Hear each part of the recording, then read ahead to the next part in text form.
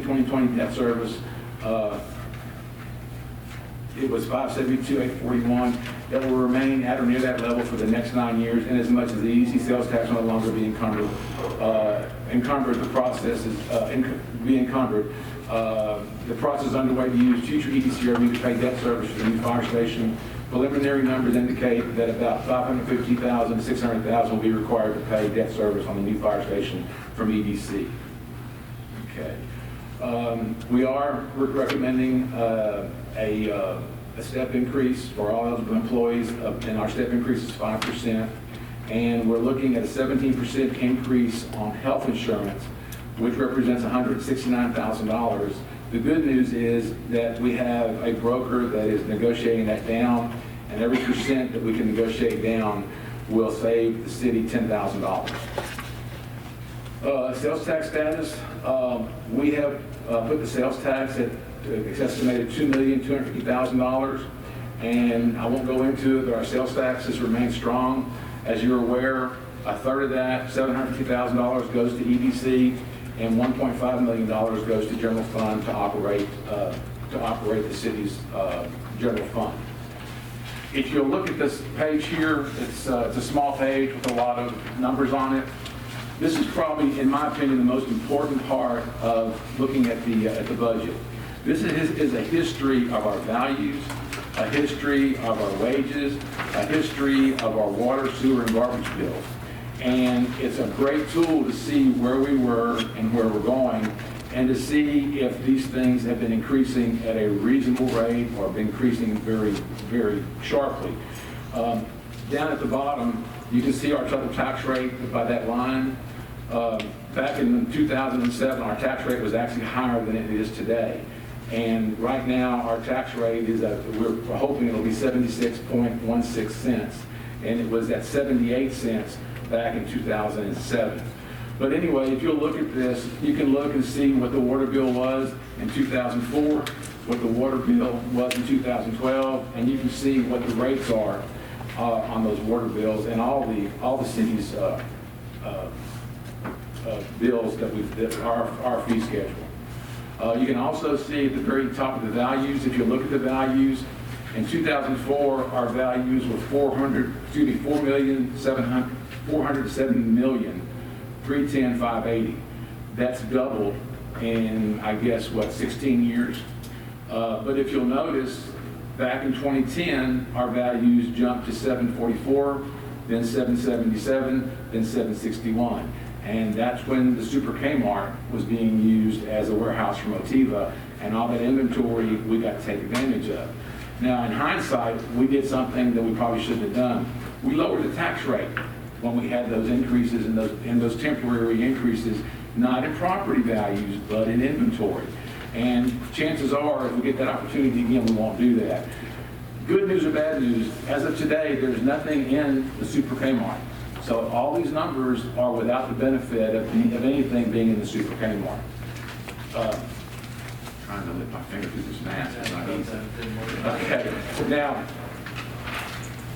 Lamar and I studied the utility bill as best we could, and we wanted to make sure that council was aware that even though we are recommending an increase in the water and sewer base rates, that we're still competitive with all the other entities. With just to give you an example, we're asking to take our base water rate from $11 to $12. Now the base rate is what you pay whether you use 1 gallon of water or 2,000 gallons. It pays for the first 2,000 gallons of water.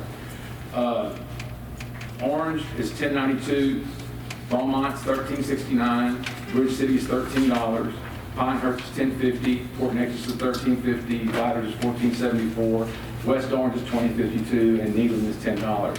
We feel that an increase of $1 from $11 to $12 still makes us competitive, and it's not, it's still competitive into what the city's trying to accomplish and trying to keep the rates reasonable, but also bringing in enough money to operate the fund itself. If you look down at the sewer rates, we're asking to go from $11.25 to $12. Once again, Bridge City is at $13.65, Pinehurst $18.50, Port Neches is at $12. Viders $17.69 in Orange, and $18.15 in Neyland is at $10.65. Okay. And the only other thing that I would bring into your consideration is that we're also asking council to allow us to change the amount that the $12 pays for. Normally, the $12 would pay for 2,000 gallons worth of sewer. We're asking to drop that to 1,500 gallons worth of sewer. And that would also help generate the revenues that we need to operate those two funds. Mayor, I have a question. Yes, sir. We do all of this without almost zero industrial tax money, correct? We have zero, well, you can count Praxair, but they're inside our city limits. I think Praxair, their tax bill is like $200,000 a year, give or take, depending on what's going on over there.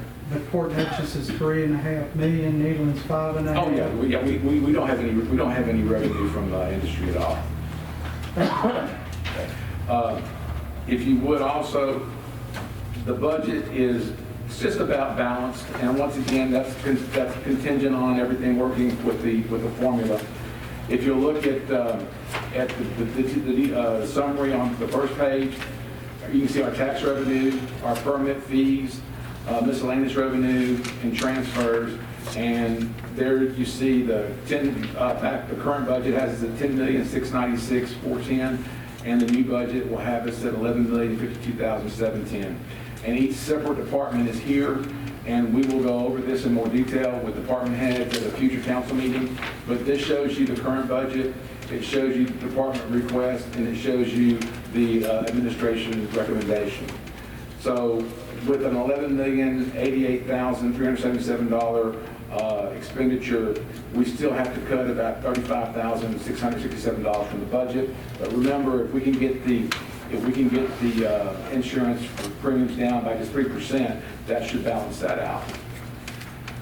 On the next page, you'll see the solid waste fund, and once again, that's at $1,725,000, and we feel that we can operate very nicely on that. And then you have what brings, we have $1,700,000 for sales. We have miscellaneous garbage. We have, miscellaneous garbage bag sales, miscellaneous garbage, miscellaneous income. So we feel like we'll collect $1,725,000 during this next budget. Now, if you'll go to the systems fund, this is something that is very, very interesting. If you'll look, this is where we're asking for the increase. Our water plant has budgeted $124,000 more.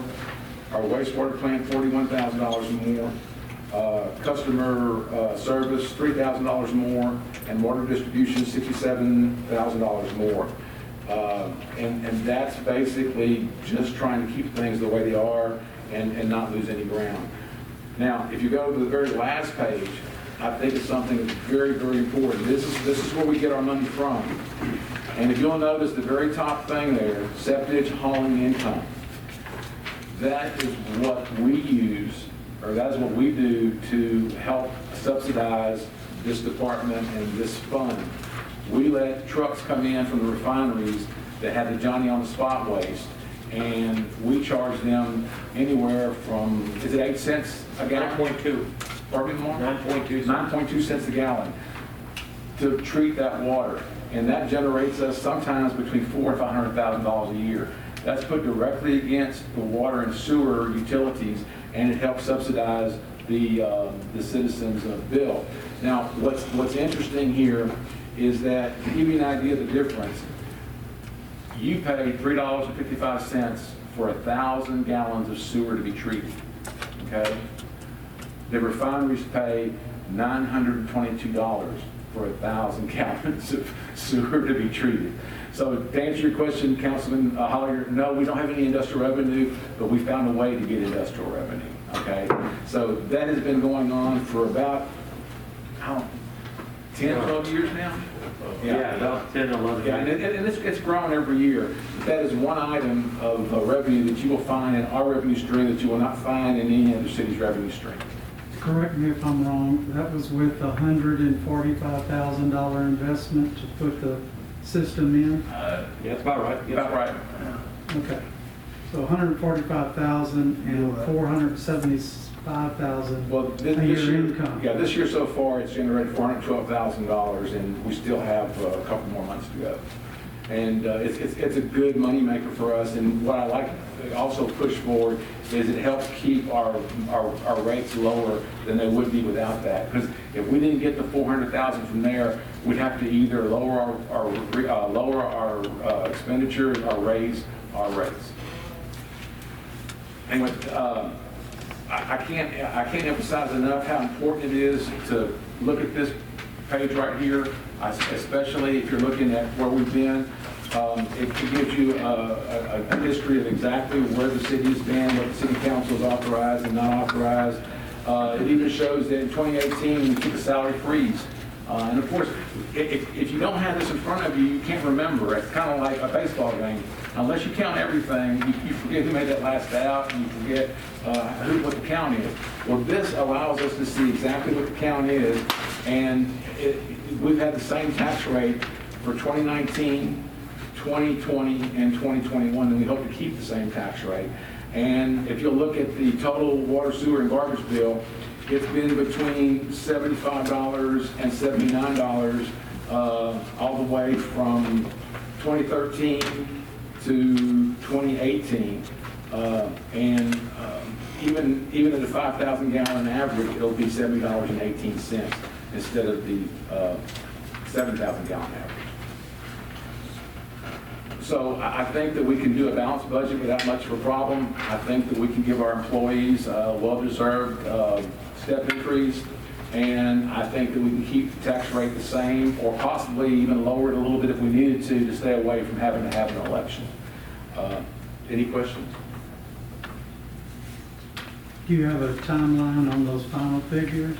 Lamar, we should be getting them any day now. Any day now, we should have it, and then after that, we'll have to have some public hearings, probably 2 public hearings, and then we'll have to have the final vote. So, that if we have a special meeting, we can all do it in September, otherwise we'll probably have to do it in the last meeting in August to start the process.